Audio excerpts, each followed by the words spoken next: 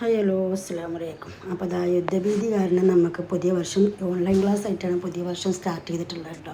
അപ്പോൾ അതാ രാവിലെ തന്നെ ഞാനത് മക്കൾക്ക് ചായയും കടിയൊക്കെ ഉണ്ടാക്കി കൊടുത്തിട്ട് അവർ ബ്രേക്ക്ഫാസ്റ്റൊക്കെ കഴിച്ച് അവർ ക്ലാസ്സിലിരുന്ന് ഞാനപ്പോൾ അതിനത് മുറ്റൊക്കെ അടിച്ചു. ഇവിടെ മുറ്റൊന്നും നിങ്ങൾ ആലോചിക്കുന്നുണ്ടാവും. എനിക്ക് നാട്ടിലെ പോലെ തന്നെ എവിടെയും നല്ല അത്യാവശ്യം മുറ്റൊക്കെ ഉണ്ട്. അത് അടിച്ചവരെ ഞാൻ നാട്ടിൽ തന്നെ നമ്മൾ സദാ ഓല ചൂല് കൊണ്ടുവന്ന കേട്ടോ, പെട്ടിയിൽ വെച്ചിട്ട് എല്ലാവരും എന്നെ കളിയാക്കിയിരുന്നത് ഈ ചൂല് അവിടെ അടിച്ചോരുന്നു. എന്താണെന്നറിയില്ല, ആ ജോലിയായിട്ട് അടിച്ചവരൊരു മനസ്സംതൃപ്തി കിട്ടുക. അതാ അങ്ങനെ ആച്ചും ആ ഡൈനിങ് ഹോളിലും അമ്മനും സ്റ്റഡി റൂമിൽ ഇരിക്കട്ടെ.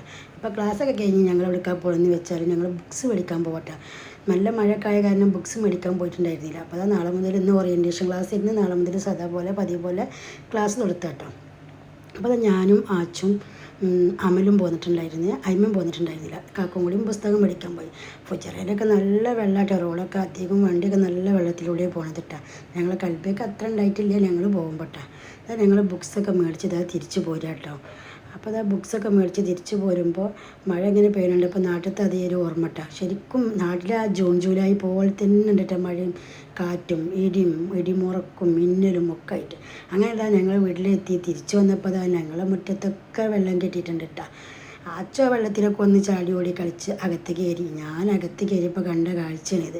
എൻ്റെ കിച്ചണിൽ ചോരുന്നുണ്ട്, ബെഡ്റൂം ചോരുന്നുണ്ട്, മുകളിലൊരു മാവുണ്ട് കേട്ടോ. ആ മാവിൻ്റെ ഇല വീണിട്ടാണ് ഇങ്ങനെ അവിടെ ഇങ്ങനെ വെള്ളം കുത്തനെ ഒലിച്ച് പോകാത്ത കാരണമാണ് ഇതാ ഇങ്ങനെ ചോർന്നിട്ടുള്ളത്. അപ്പോൾ അതാ എനിക്ക് ഇനി എല്ലാ പണിയും ക്ലീനിങ്ങൊക്കെ കഴിഞ്ഞ് ഫുഡൊക്കെ റെഡിയായി പോയതാണ്. ഇനി ഇതാ രണ്ടാം വട്ടം ക്ലീനിങ്ങൊക്കെ ചെയ്യണം. എന്ത് ചെയ്യണമെന്ന് അറിയാതെ ഞാൻ എന്താ കാട്ടുകയെന്ന് വിചാരിച്ച് നിൽക്കുകയാണ്. ക്ലീനിങ്ങൊക്കെ ഞാൻ ചെയ്തോളാം. എന്നാലും നമ്മുടെ ഈ ബുദ്ധിമുട്ടൊക്കെ വേഗം മാറി നമുക്ക് സമാധാനപരമായൊരു ജീവിതം പഠിച്ചവന് എളുപ്പം സാധ്യമാക്കി തരട്ടെ.